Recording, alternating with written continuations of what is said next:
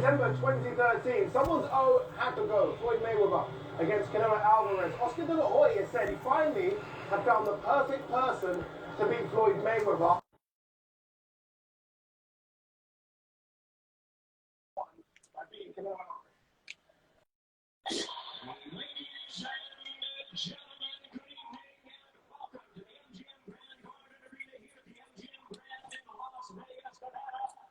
What's going on? You up, Bambi?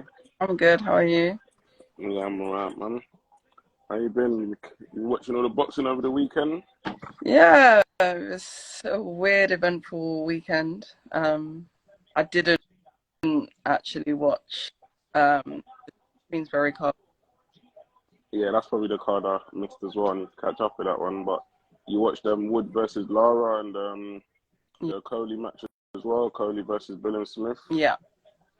And also the big news came out this week. The much anticipated fight between Errol Spence Jr. and Terence Bud Crawford. Yeah, that was the fight that I thought Look at you smiling. I could You said you look. You said you was happy about that one. Yeah, finally. But I had a feeling that, like, everyone I know didn't have faith. But I said this year it's going to happen. So I wasn't shocked. And there was a lot of whispers to say it was going to happen. So when it did happen, you know, I wasn't too shocked. All right, where should we start? Should we start? Let's start with yesterday's action. And we got a new WBO cruiserweight champion from Bournemouth, Willem Smith. He defeated Lawrence Okoli by, what was it, majority decision? Was it unanimous? It should have been unanimous. A draw. It was what? One judge gave it. Draw. But he got 3 knockdowns, didn't he? Yeah, I don't know. They had 5, 10, 8 rounds. I don't know. Yeah, the judging nowadays is like very, very suspect. But yeah, man, how did you feel that, like, what do you think Okoli got it wrong, or do you think Willis Smith just got his tactics right and then that? How did you feel it went? Do you know what? In the first few rounds, I thought it was going to be a bit of a walkover. I feel like Chris Bill and Smith just looked out of it. When it comes down to it, we found out that he was like sick in bed for 3 days. Because even when I first saw him, how he normally looks more stocky and more full. So I didn't like more lean. His game being the strong fighter, being, you know, opposing his will. So he didn't look great in the beginning, but we know that he's got like a lot of grit and heart. So as the fight started to unfold, I feel like Lawrence was doing things that technically was not sound, like pulling back, kind of turning his back mid-range. And obviously I think that was probably because he's not as comfortable fighting in mid-range or inside. So it was just kind of, I'm not going to lie, it ended up being quite of a messy fight. And I was really shocked with the excessive holding from Lawrence. We know he does that quite a lot. But I feel like for me, if I was a professional fighter, if I'm getting points taken away, like the point taking points away is to deter you from doing something. Yeah, well, you know what? That was a bit weird. That didn't make him want to change the narrative. And I also think because instructions could have been a lot better. Kind of emphasizing go get him, but not really giving him the tools or insight as to how. Yeah, because he's got Okoli. You know, it is that style he's got. It's not like it's not been done before. You know, Klitschko rebranding himself on that grabbing 1-2, grabbing 1-2, jab and grab. You know what I mean? But it was a bit too much. And plus, where Shane has already trained him before, I could see they knew like his flaws and knew. You know, and plus as well, you could see he was kept on shouting at the ref, saying, the grabbing. He's grabbing. I was thinking, right, you don't know this. You know the way he wanted to win that badly, Shane, didn't he? Yeah. You could tell he was really ecstatic, because even for myself, I was saying that I've never seen Shane really that ecstatic. He's quite a late guy. fight when he like tried to grab Chris and put him on his shoulders. After the fight, he did like a lot of interviews, like Smiley. Well, you know, well, obviously, I think it's just that everyone thought, no one thought that Billy Smith would win this fight, and I think and it just shows how good of a trainer, in my opinion, Shane is. Like, because I think he's a good trainer. But in terms of Okoli, if they run it back, I do feel Okoli will get it back. I think Okoli can get it back, but it might be a bit of a case where what we saw with Chris Eubank Jr. and Liam Smith, where Chris was overlooking, I think, Smith's ability. And I think, as we saw with like the run up to the actual clash, that Okoli was almost saying that we've done so many like thousands of rounds, know him inside and out. I know what to do. He's not got nothing but grit and stamina. And I think, you know, he probably forgets that under Shane's tutelage, he's probably improved since he last sparred him. And it's true, you have a coach that knows all of your weaknesses, and you don't have that as a, you know, a positive thing anymore. You're now got another coach still trying to settle and trying to find your style. And I would say that Sugar probably isn't the most technical of coaches. So Sugar, the Crunk Gym, they train guys for knockouts. Which our coach does. So for me, Cody's next step for me would be to go with a more technically sound trainer. Okay, so you think he should change trainer, yeah? Yeah, I definitely. For instance, Sugar will do well with like Ben Whittaker, because you can tell Ben Whittaker's been boxing. He's very good, got good fundamentals. So for me, that style of coaching, more like motivational, kind of just inspiring, expressive, work with someone like that. But you need more technical coach. Like even Ben Davison, I think probably would do a good job. Or if you wanted to go to America, obviously like Derek James, even though I don't think he'll take on Okoli or anyone.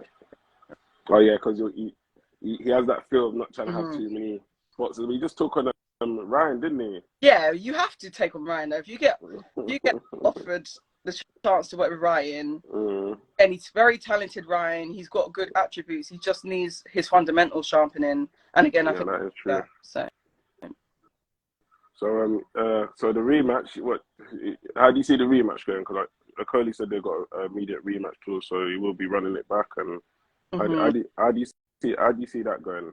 And you feel like he'll do the adjustments he needs to do? Because I don't see Billy Smith. I don't think he can bring anything different to the table. Yeah, I don't think, for instance, Chris Billy Smith. Unfortunately, I don't think he'll keep a hold of that title for long. Whether Okoli gets it back, I think he's got the attributes to beat him. But I'm still a bit not sure about Lawrence and his even want to box and passion.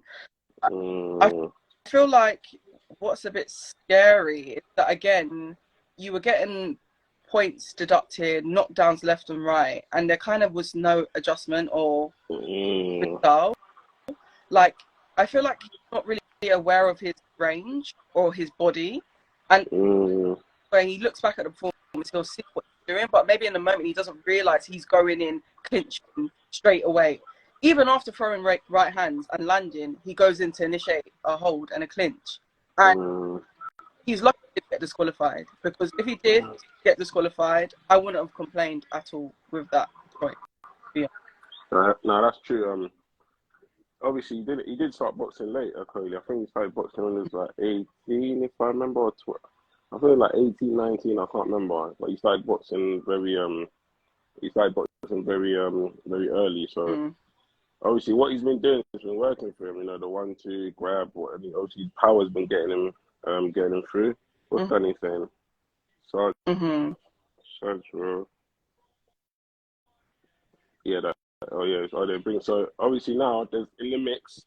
It was Riakpo, it was Okoli, and that was the big fight that we wanted to see. Obviously, Riakpo's beaten Chris Billy Smith already.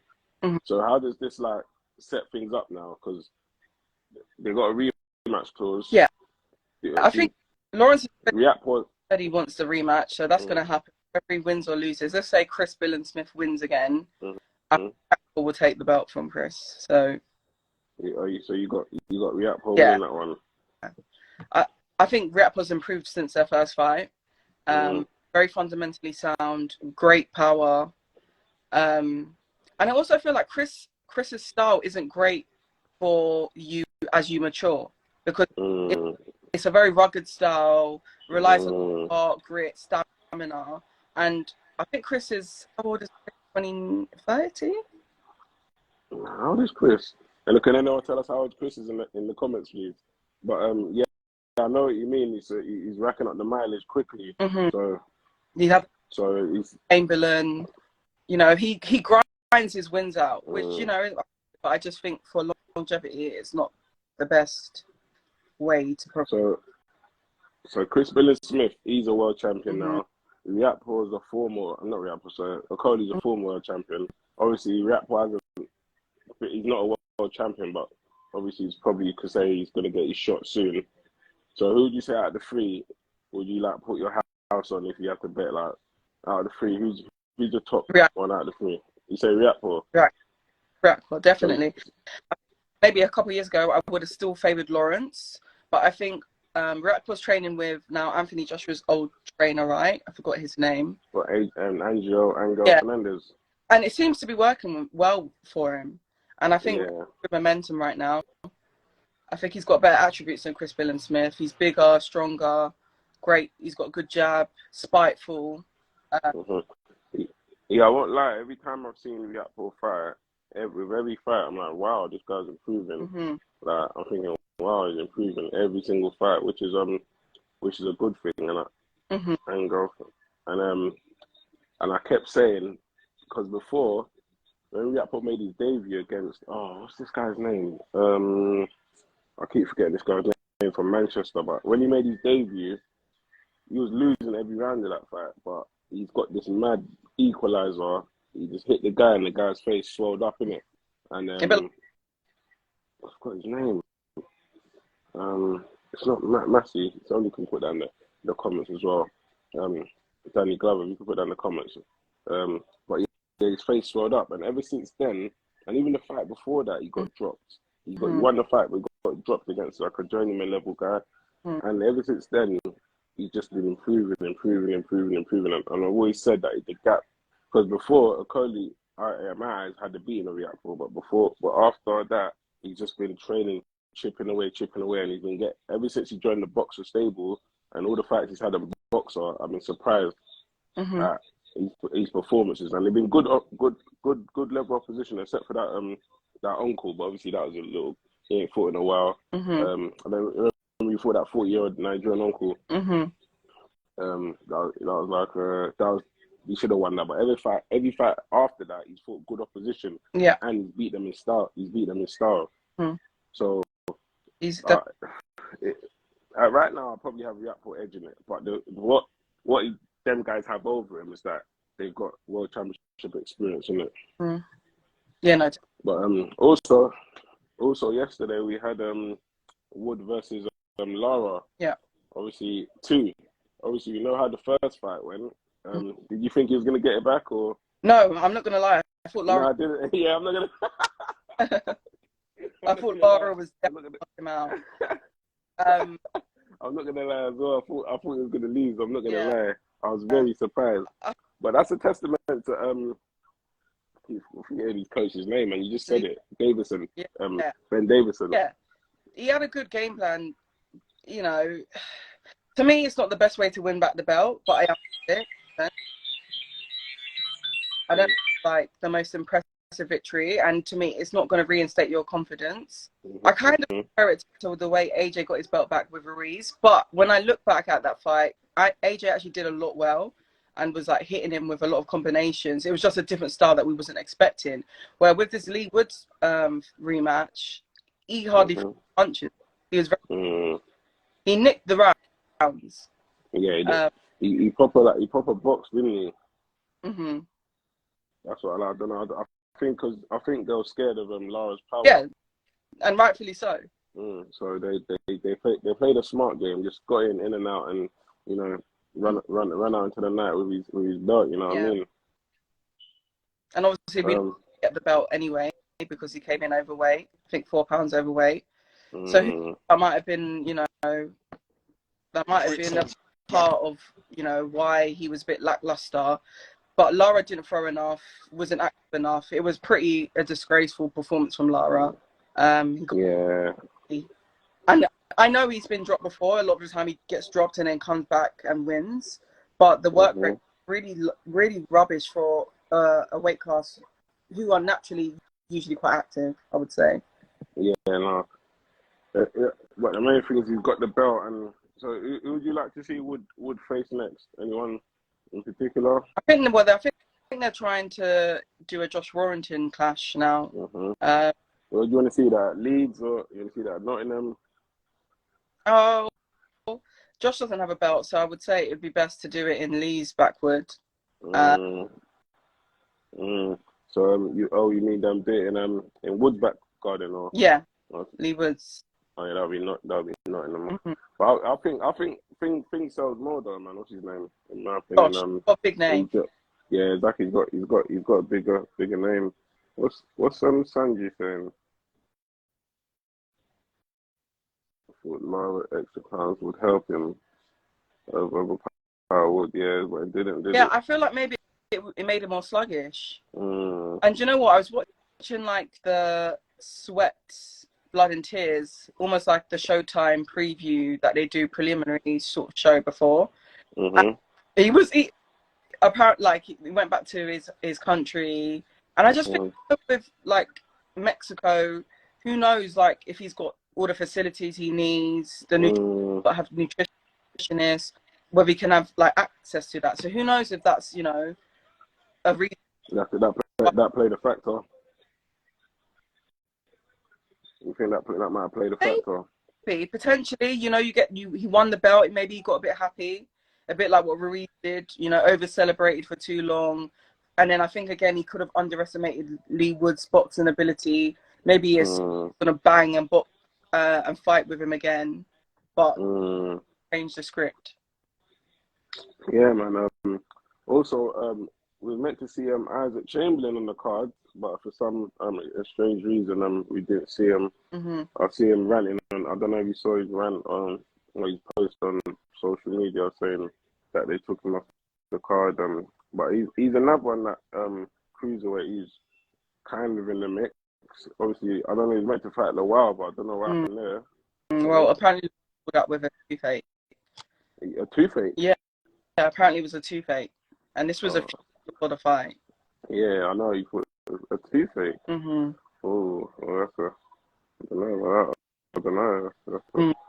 And Chamberlain said he's still waiting for the medical report. Oh, is it? Oh, so they haven't even got confirmation. Yeah. That's a bit strange. But yeah, all right. Let's wrap up with that. Let's move on to the most anticipated fight. Would you say it was in the last century? Would you say it was in the last? What would you say? How much anticipation is this fight? The fans been waiting on this one to be announced. For Spencer versus Crawford, yeah. I don't know now. Like, it's weird. I feel like a couple years ago it was more hot. What? Oh, what are you trying to say? Have they missed the boat, or? I don't think they've missed the boat. It's going to be a great, fantastic fight.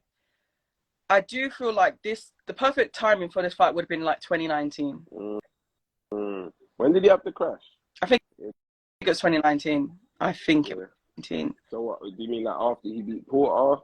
Well, you know what? I love the narrative of, okay, I'm going to clean up my street. Let me get all the belts and come together for undisputed. Obviously, that was a bit more delayed because of Errol had a lot of injuries and, you know, car crash. But I do. You know it is as well. There's a lot, like obviously, there's a lot of back and forth. You know, with what can I say? Like people would say, "Oh, Errol didn't make the fight. He was ducking." But there's like it's not straightforward as that because even Crawford was trying to make the Pacquiao fight. So before Errol made that, even though he didn't fight Pacquiao, before Errol made the Pacquiao fight, Crawford was trying to make the Pacquiao fight. I don't know if this is true or not. Obviously, they crunched some numbers and they realized doing Pacquiao versus Crawford would have been lucrative for Pacquiao. So then they went ahead and done the fight with Errol.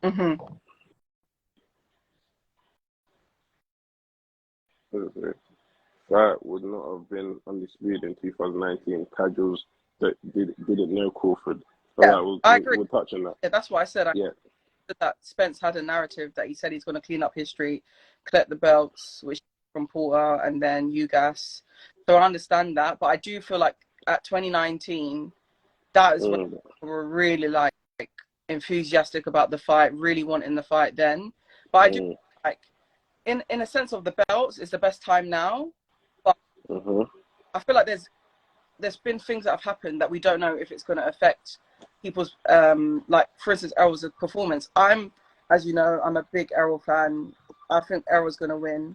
You got Errol, yeah? Yeah, I've got Errol. Wait, we'll get to that. So what I was saying before is like, yeah, so this narrative was painted as Errol was ducking, but Errol made the Pacquiao fight. Before Errol made the Pacquiao fight, Crawford tried to make the Pacquiao fight. So it's like he tried to do a Trump move, and because that Pacquiao fight, whoever won that fight probably would have started saying they're the A side or whatever. You know how it goes. Obviously, what I've heard is Crawford and his side, they couldn't get the fight made because of Bob Arum and numbers or money, whatever, whatnot. Then he tried to make it with Errol. It was going ahead, and Errol got the injury. Then Ugas beat Pacquiao. Pacquiao's out the equation. Errol picked up that belt now, and then and then he picked up the belt, and then Errol, like, because like, how I see Errol, he's a straight shooter, and then after he picked up the belt, has he had a fight afterwards? Yeah, no, he's been, he's just done an interview and he said, look, I was, they were trying to make me fight other people. I think his promotional company. Yes. They were trying to get him to fight, Keith Thurman and other people. But he said, no, I'm not fighting unless it's Crawford. So I definitely think Errol Spence has been a straight shooter. He's done what he said he's going to do, clean up history, and he's going to come and take Crawford's shit, as he likes to say. And another thing where people get it twisted is this comment that Crawford's side are running with is when he said, why wouldn't I take the easy route? Let me tell you, friends, he's not talking about easy fights. He's talking about easy fights to make. Process. So why wouldn't he go that route to get his money up and collect belts at the same time? He's not disrespecting the fights. He's disrespecting saying easy fights to make. So when he said the easy route, please, for the people out there listening, he's not talking about the easy fights. He's just talking about all the fights. Because all the welterweight champions were Al Haymon fighters. Yeah. So, and to make very strong. He's not had it. They're not, it's not a weak division. So even on his side, they were all very competitive fights, which is why Errol's got the credit to say he's gone and fought everyone. He's gone and taken everyone's belt, worthy opponents. So, you have to. You got to remember, he came back from a crash, and who did he fight? Danny. That just shows you his temperament. But on the other side, let's talk about Crawford. He's got the skills. He can fight southpaw. He can fight orthodox. He can bang. He can box. He's got power, as you've seen. He's 100% knockout ratio as a 147. Crazy. So yeah, they're very crazy. So like, I like what he does in the ring. But I like what Errol does in the ring as well. How do you see who do you think is going to implement their game plan more or implement their style more on the other opponent in the fight? Yeah, I think about this fight all the time, and it's so crazy that I'm so highly anticipating this fight because I guess we just don't know what's going to happen. It could be a clean out on one side, a clean out on the other side, very competitive, stoppage, points. But what I said is, I think if it goes past 6 rounds, for sure Errol's going to win. I feel like what Errol does is to the body early, he breaks you down, and he breaks your face. Literally. Yeah, because all right. So let's talk about common opponents. What common opponent have they got? I know one top man is Sean Porter. Is that Kell Brook? Who else? Is that the only 2 we've got for now? That's the only. Help us out in the comments if I'm not correct. If I'm correct me if I'm wrong, but those are the only two I think on top of my head. So let's what people don't understand. At the time they fought them opponents. So let's go when Kell Brook fought Errol Spence. He was the champion. He was still knocking everything out or beating a lot of people at welterweight. Remember, he beat Sean Porter before that, and Errol went to Sheffield and he was mandatory.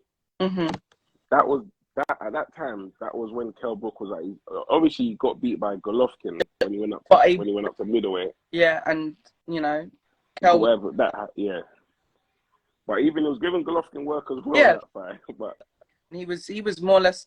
A lot of people had him winning before the stoppage. So that fight he had with Errol, it was a very, very, it was a good fight. But at the end of the day, what happened? He quit because Errol broke his face. Now the fight he had with Terence, he had already went up to 154, fluctuating up and down the weights. And I think he went there for a payday. And the reason I say that as well, because he didn't even go with his number one trainer, Dominic Ingle. So because it was COVID, and I remember his trainer saying he didn't really want him to take that fight at that time. Exactly, and you could tell outside of boxing, he weren't living a boxer lifestyle.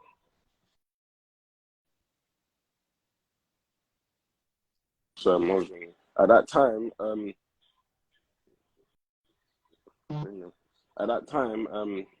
you could tell he fought Kell Brook, and he wasn't, it was a shell of himself, basically. To be honest, Kell was getting a lot of success in the first couple rounds with his jab and time.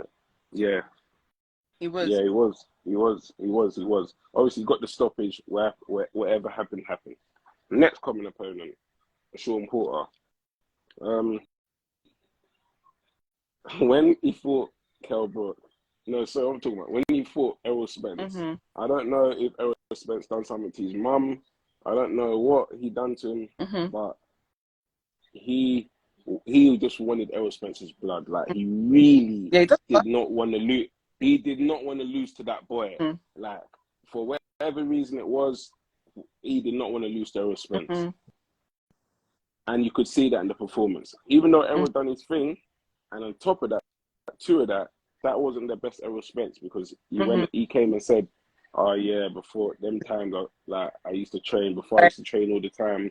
But he said when he got up to that point, he just used to turn up for camps, come up blown up, turn up for camps. So that wasn't the best Errol Spence, and he still done what he had to do to get the victory. Fast forward, he fought Crawford.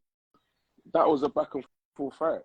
No one's gonna say it, but it was. He was putting hands on Crawford. Even when he went back to the corner, I think his coach told him he was losing. It was a competitive fight before the stoppage, and as I said that he knocked him out. I don't see it like that. Yeah, his dad even said honestly that I was going to stop it, it was a very weird dynamics they had at that time.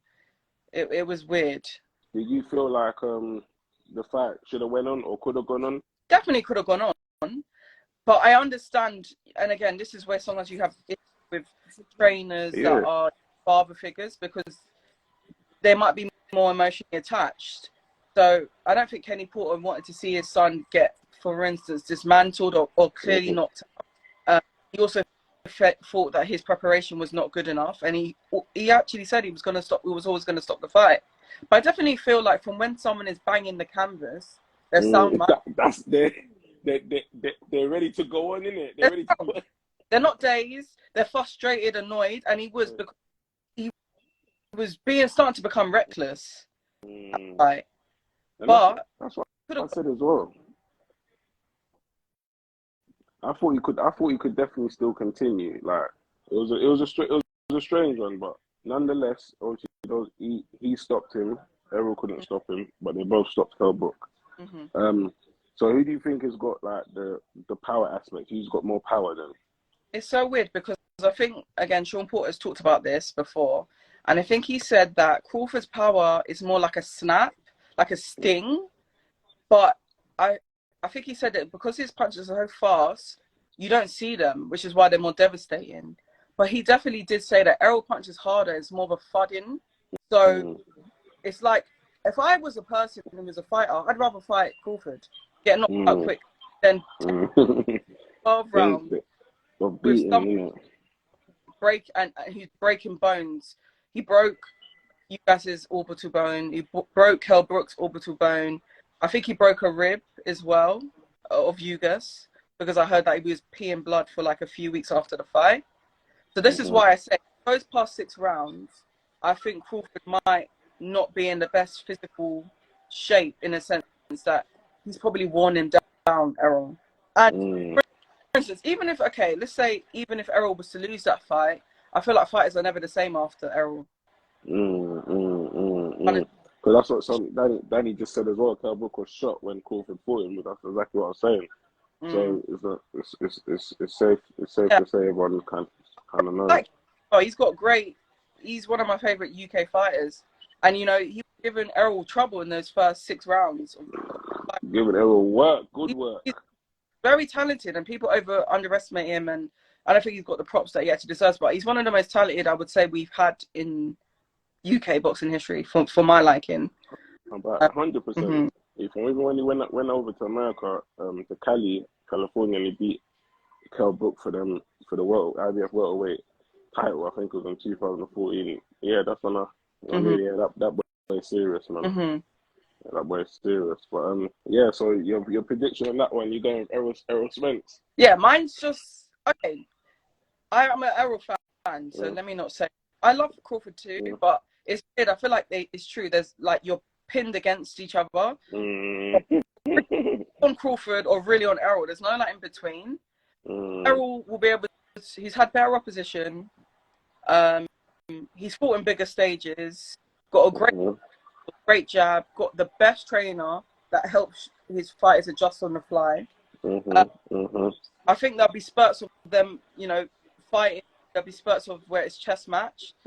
I feel like Errol hopefully will be able to insert his will, being a naturally welterweight.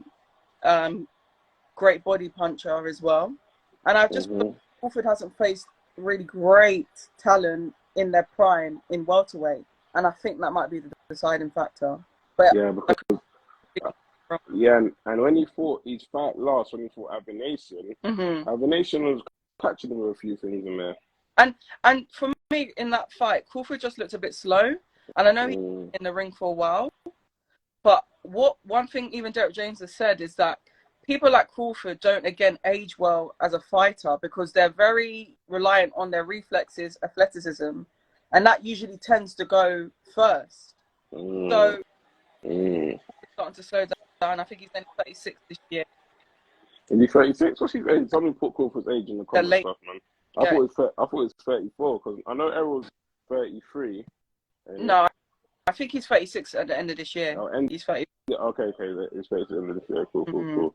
But yeah, if I want to pick someone, I'm gonna lean towards Errol because Errol's my guy, man. Errol's my guy. But I love Crawford as well, man. But Errol's my guy. Yeah. So you're right. He's gonna be 36 end of this year. But to be honest, a lot of tools. That's one thing I would say. He can adjust. He almost doesn't need his trainer to make adjustments. I think he's got special IQ like that. You can go southpaw, you can go orthodox, but what is going to be interesting is that Errol is a southpaw, so if he wants to fight him orthodox, that cancels that out. And Errol is used to fighting orthodox. So it won't be surprised if he turns and he can turn southpaw because that he can basically fight him his own stance, and then he won't be surprised if he fights him orthodox as well because he fights orthodoxes all the time. But yeah, closer to the fight, you get my prediction, guys. But I'm edging towards Errol, but yeah. Lastly, a bit annoying is that the fact that Errol's been out of the ring for nearly 14, 15 months now. He last fought last year, April. April, yeah. So again, and that's one thing I didn't like about what Terence did about having the fight sneakily when they were negotiating. It was almost like a hand. All he look, I'm going to have this fight.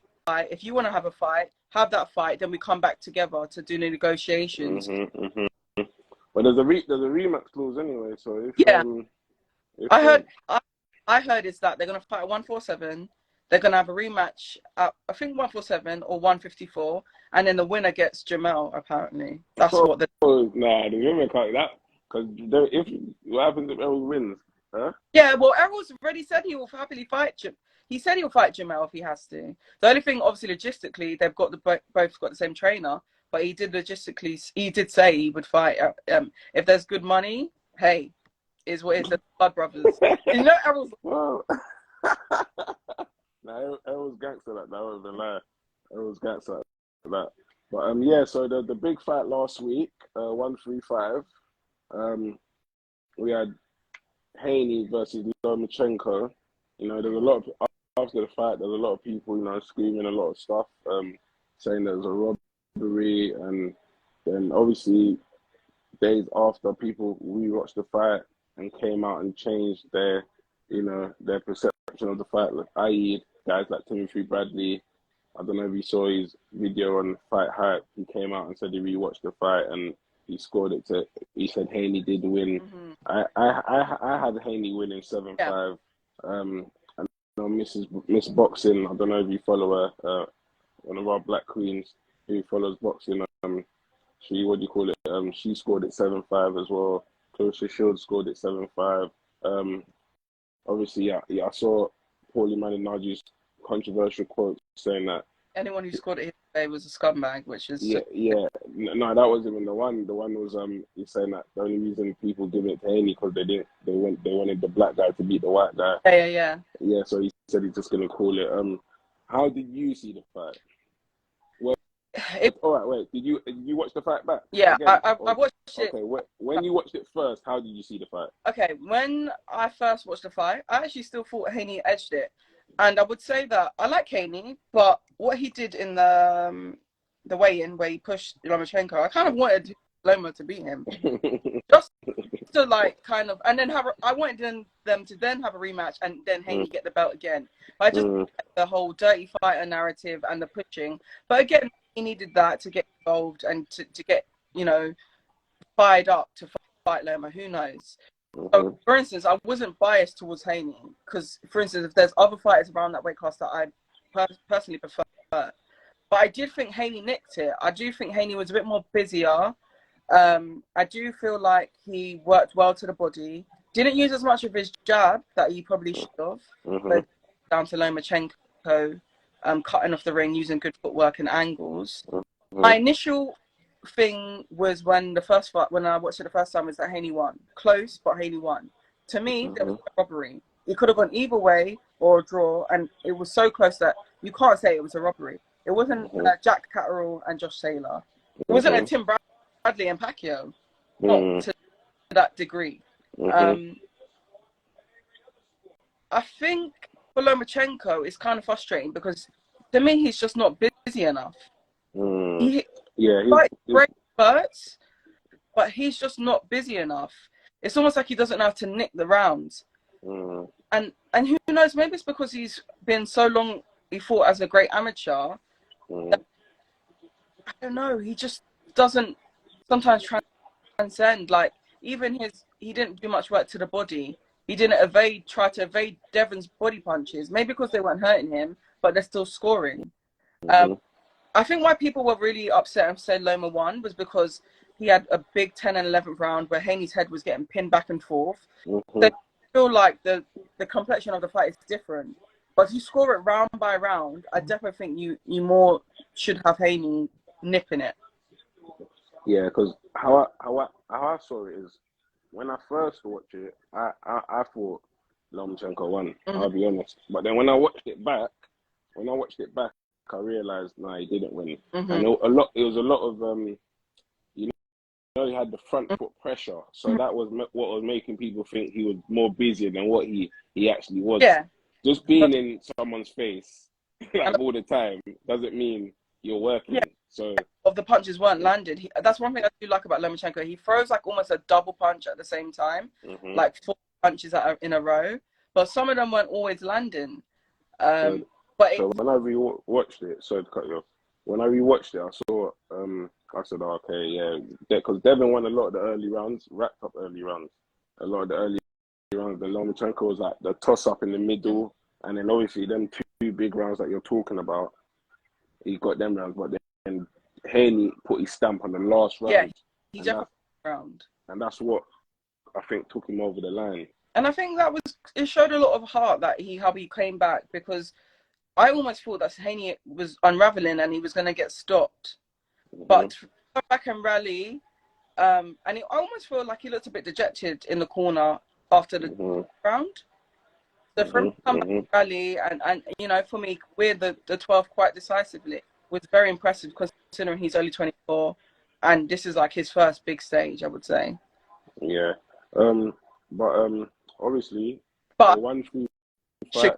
Go on. So, Shakur's. Yeah. So we're gonna move on to that, because we can't only talk about Shakur. So in the ring, Shakur came in, and Haney said something to him and said he's number one. Yeah. And Shakur replied with, for now. Yeah. Yeah, for now. Obviously, in the post-match press conference, they asked Devin Haney about Shakur. And his dad, Bill Haney, answered saying, "My phone's not ringing." Yeah, Bob ain't never said his name. Saying Bob ain't saying his name. So I don't know if they're alluding to. I don't know, but it looks like they're trying to do that A side, B side kind of stuff, and they're just starting it early because everyone knows that's the fight. They're the same side of the street. That terminology, it can be easy to make, but there's another guy in the mix, a guy called Gervonta Davis, and obviously he just took out the other guy that was in the so-called mix, Ryan Garcia. So out of the three, how do you rank them?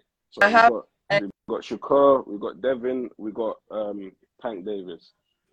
I have Gervonta 1 / Shakur 1B. Because I find it hard to pick between them, but if I was to just be like authoritative, I would say Gervonta is number 1, Shakur, Devin's number 3. I feel like, for instance, Devin gets beat by Shakur and Tank. Tank demolishes him, unfortunately. Because some of those shots that Haney took clean from Mexico, that was Tank. He would have been knocked out. I feel like we've heard the stories of sparring, and as Adrian Broner said, the only reason why Devin got the best of Tank at the end, one, Tank just come off a plane was unfit, and he getting knocked out. So this is how I see sparring as well. If you've got a power puncher versus maybe a pure boxer, the pure boxer is always going to do better in sparring, because one of the main attributes that they have is actually power, which is actually taken away by the headgear and the bigger gloves. Broner said it. If it wasn't for them jumping in, Haney would have been. And remember, Devin was, I think, 17 at the time. But I just feel like Gervonta has great IQ and power. He's one of the most competitive fighters we have. And I just feel like Devin can't fight on the inside. Hard to keep Gervonta off him. And I see the fact that Bill Haney is talking a lot of smack, worse, or going to want to make him prove a point.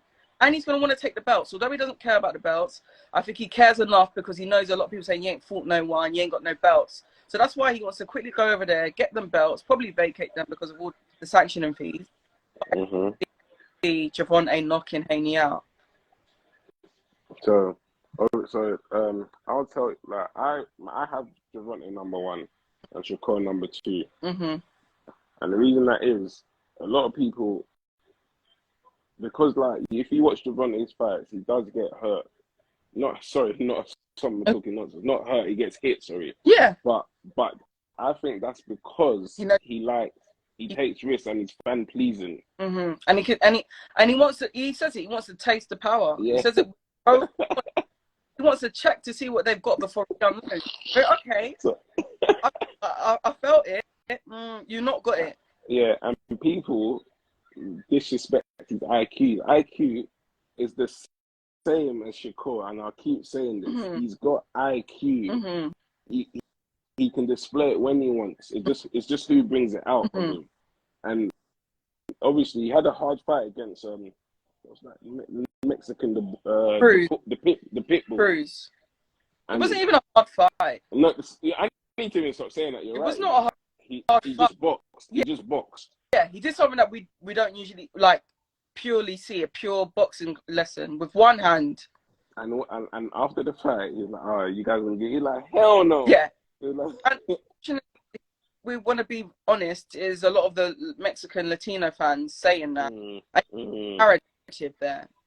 Like, I don't see how anyone could think he won. He was missing so many shots. Yeah, that is so. In the front forward pressure fighter, and because Gervonta didn't do something that we normally see, knock someone down or knock them out, it means that the other guy did way better than he actually did. So Shakur fought anyone at 135? Yeah, I'm trying to think. Yeah, he just. I know Val, the guy he just fought now was at 135, right? Yeah, that it was a Japanese guy. Yeah. So he beat that guy. Yeah. So we still need to see him come up against, say, some stellar opposition at 135. But what I will say is, I don't think Haney's going to stick around at 135. Yeah, and I think it's probably the right decision because, for one, if you are drained and you're fighting someone like Tank, that's not your health. Like, at all. It is a bit worrying, even if that fight was to happen. I think. Like, because if he was smart, Haney, he's got. Obviously, they fought Lomachenko to try and get that kind of like crossover appeal. You know what? They want what Tank has got. Yeah. Because it's funny how Tank hasn't got no belts, but he can sell out. He don't matter who he faces. People come out for him. So fighting Lomachenko, they feel like that's maybe got them that appeal. We won't know until his next fight.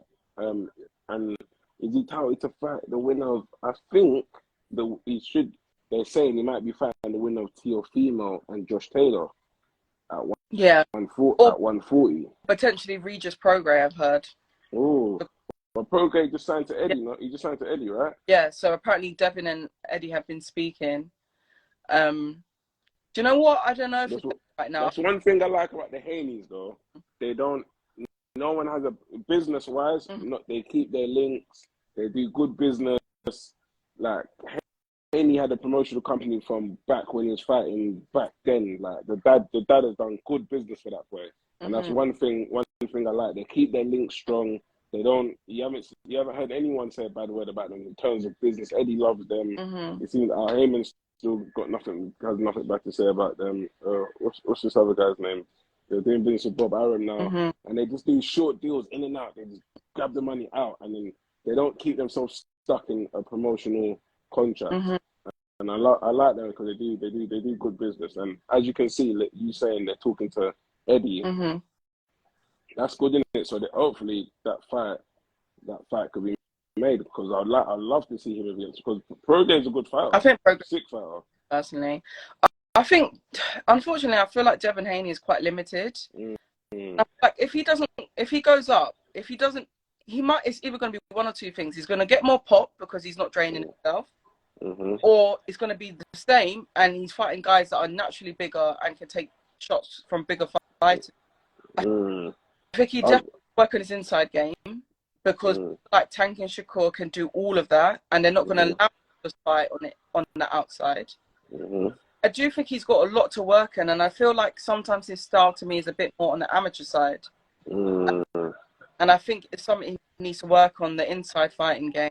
So I feel like it's a hard place right now. No, I definitely agree with you in that one. Obviously Teofimo moved up, didn't he? And he was in that kind of like when he got beat by Cambosa. So that was at 135. Sorry, he was in even that's kind of weird. But the thing about he still had pop at 135, but he couldn't make the weight in it. And I think Devin's in that weird place now where he thinks, should I still do this or should I move up? Mm-hmm. And the thing is, you're not gonna kill yourself Mm-hmm. for like. You're not gonna kill yourself. Who's captured by cat? You're not gonna kill yourself to fight someone that's like just a nobody at 135. Mm-hmm. You're gonna only do it if it's worth like if it's numbers. Mm-hmm. And the only person who could do that is Gervonta Davis. But saying that, Gervonta can fight at 140 as well. He can, but I think Gervonta's going to win at 135. He says that's where he feels most comfortable, and I get that Gervonta is a very small guy. He's listed as 5'5", which is my height. 5'5". He's not 5'5". I feel like he could be about 5'4.5". To me, he looks very small.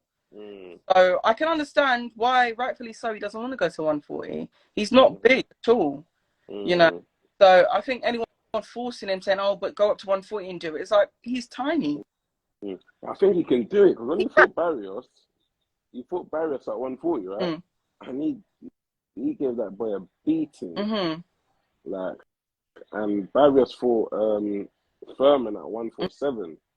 So that just shows you how big Barrios is because he didn't stick around at 140 after Gervonta beat him. And I feel like he can. So if you wanted to make that fight with Devin and they're saying 140, I feel like Eddie, let's see this guy. Eddie must be well pleased. Coley and Boatsy are no longer on the matchroom books. Boatsy is very good boxer, but doesn't do numbers even in South London. Would you agree with that? I think, yeah. Well, I saw an interview with Eddie talking about it. You know, he wasn't too smug in the interview about Lawrence. I think he kept it quite professional. He said he wishes him well. Yeah, Buatsi he's a very good boxer, but again, I don't know what it is. I feel like I was so excited when he first come on the scene, Buatsi, and it's not quite sparked for him. Yeah, I saw it. Did you see his last fight? Yeah, it was. I heard people were leaving the arena early. It was just a strange one for me because I didn't really. Like, I think was he working on stuff or like he had been out the ring for a while. For like a year, let's say about a year on the period, a year plus 30 months. But it was weird what he was doing because usually you have that style where he's what do you call it, like he's seeking and destroying kind of thing, and he puts these combinations together. But he looked like he's trying to box too much, and I don't think that suits him. And I don't like fighters trying to change their style like when they're. Yeah, when too much, when you already had a lot of fights. I don't mind little tweaks here and there, but when you're trying to change flip the whole script, like you get stuck in between, and that's what I felt like happened to him in that fight. Yeah, I think Buatsi is a hard one. It's very hard at the moment to see what's going to happen with him and where he's going to go and how he's going to progress. I know he's got Virgil Hunter as his trainer. Yeah, but Virgil, with all due respect, Virgil's, he's a bit old and frail, and so that's why he's got that other guy. I don't know his name, sorry, but he's got that other Latino guy in his corner. I think he's like one of Virgil's apprentices or something. So when he goes off to Cali, Virgil's there, but Virgil can't be traveling the way he wants Virgil because obviously he's not well and stuff like that. So I don't even know how that's gonna work out. You know what I mean? Yeah, and I almost feel like their personalities, they're very both reserved. And I feel like sometimes maybe Buatsi needs someone who's going to be a bit more animated with him. Yeah. In the corner, he wasn't really taking in what Virgil was saying. Get a bit more animated in the corner. It seems like it just didn't penetrate into Joshua's head. It's almost like Joshua was on what he was on and didn't really want to adapt during that fight or take it up. Yeah, I agree with that. I don't really know where I see him going. I think what he probably could do now is fight Anthony Yard. Yeah, that'll be I would love to see that fight. Yeah. But actually struggled against Craig Spider. Should be stopping these opponents like Callum Smith. Yeah, and that's another fight that got announced this week. Callum Smith versus Beterbiev. How do you see that fight going? Obviously, Beterbiev is now almost touching 40, I believe. Someone correct me if I'm wrong. Yeah, Callum Smith is, would you say, he's in the prime of his career. Yeah. He lost to Canelo at 168. He was draining. People say he was draining himself. He couldn't make the weight, but obviously he was champion. Yeah. Whatnot. Now he's at 175. He knocked out Castillo, and I can't remember who he fought after that. But he's in the prime of his career. Mandatory for Beterbiev's belts. How do you see that one going? Obviously, Beterbiev just beat Anthony Yard, stopped him, and he stopped everything he's ever fought in the ring. Yes, yeah. Thanks, Danny. He's 38, almost touching 40. I apologize. 38, touching 90, 40. But yeah, how do you feel? Do you think Callum Smith has caught him at the right time? And do you know what? One thing I would say is I've not studied too much I've not looked too far into that fight yet. I've seen like a lot of Beterbiev's like knockout reels. Definitely an impressive fighter. He's got a lot of power. He likes to exert his will. He finds a way. A bit more technically sound, very long, rangy. Got the experience as well at world level. So it'll be a very interesting matchup. I'm not sure, as I said right now, who I would pick. Watch a bit more of both of their fights. But also, well, in my opinion, I was surprised that Callum Smith actually took that fight. And he's taking it away as well. Can't knock him. He's going into the Lions Den, I believe. It's a very hard fight, as you could see when he fought Anthony Yard. Did you see that? Did you see that fight? Yeah. Yeah. So you can see Anthony Yard started all right.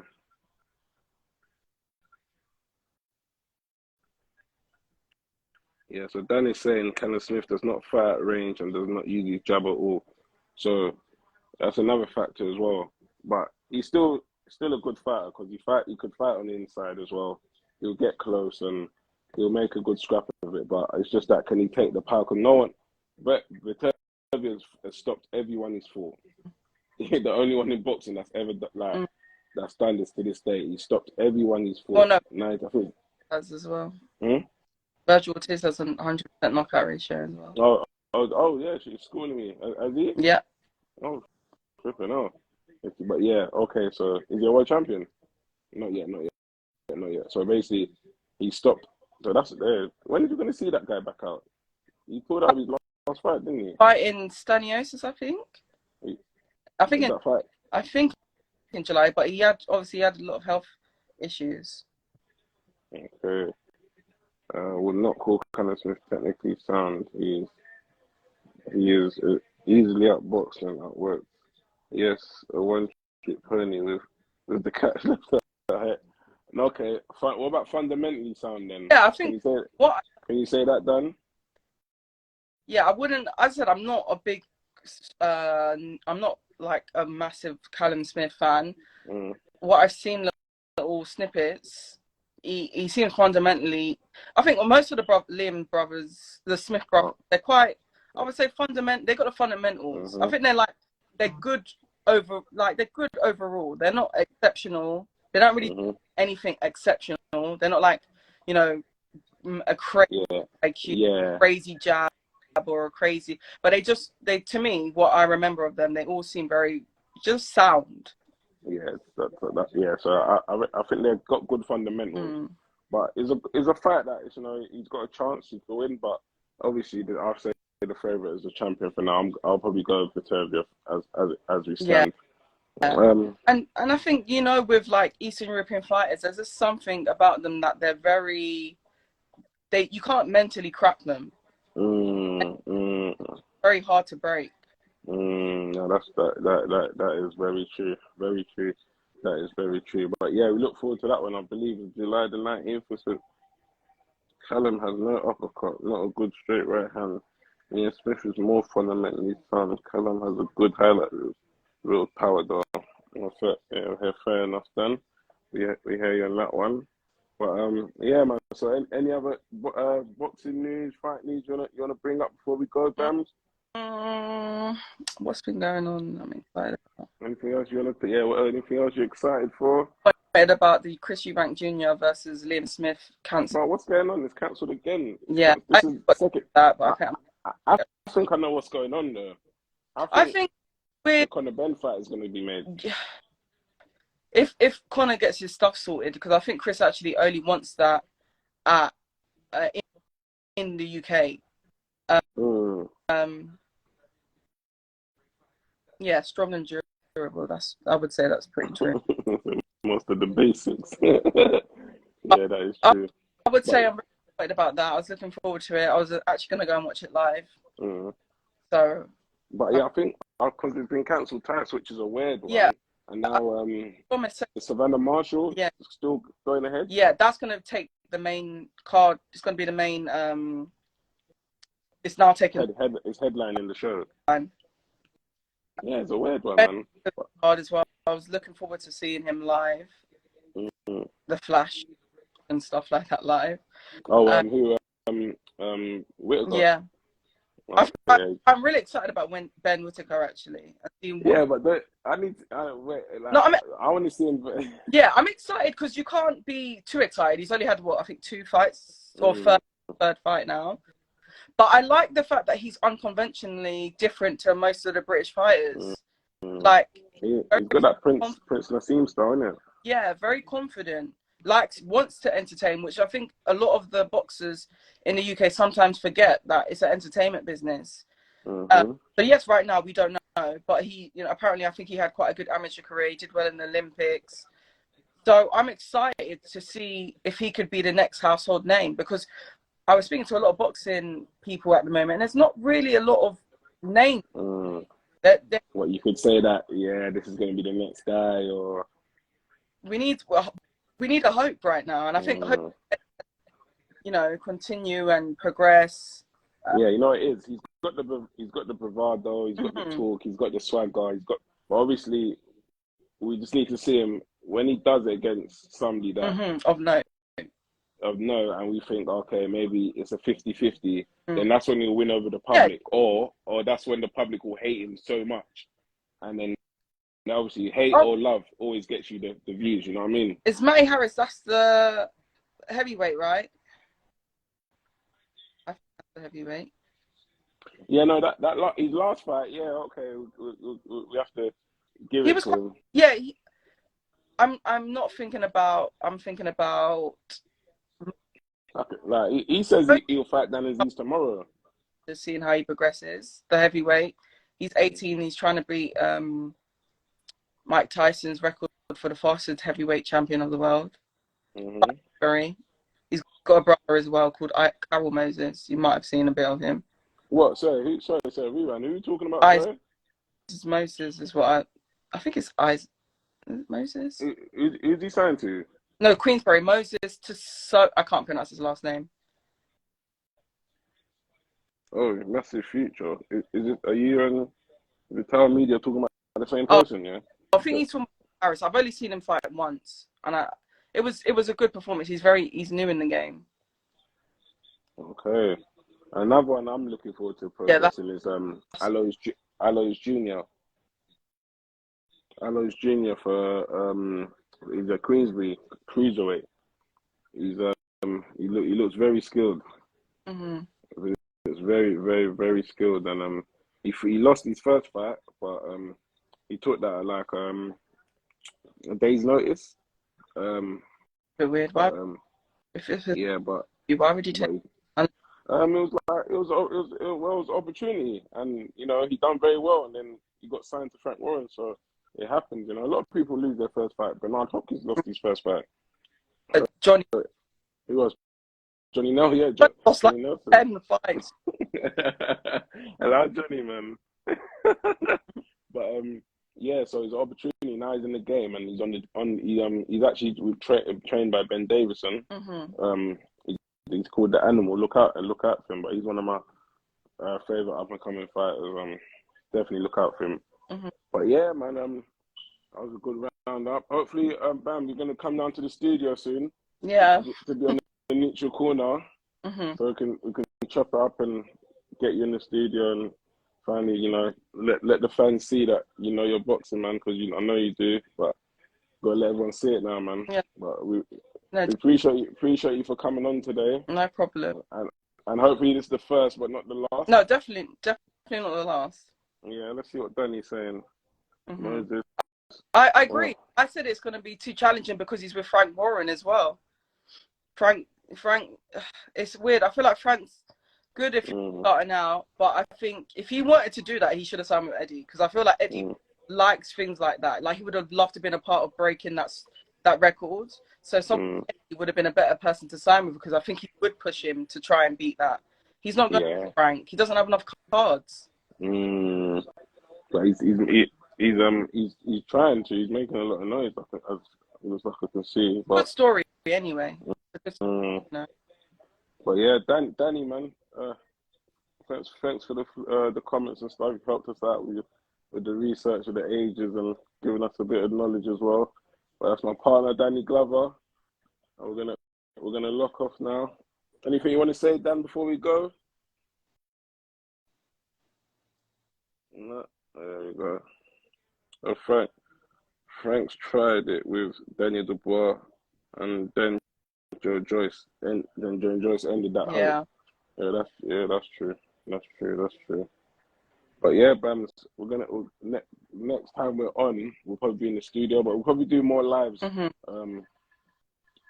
on Twitter Spaces and stuff like that. But we'll definitely keep you updated. But yeah, man, it's gonna be the new face of women's boxing, I'm telling you. Yeah. No, Jay, what's he saying? Oh, like, subscribe to the YouTube channel at 5 TV. Sorry, Dan, when you say I'm not doing my job properly, I apologize, man. If you want to see more of Bambi, please like, subscribe, and whatever you call that stuff. But yeah, Bambi, appreciate you coming on.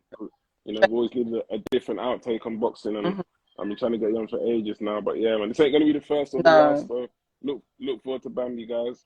Thank you for coming on. Bye, people. Bye. Bye.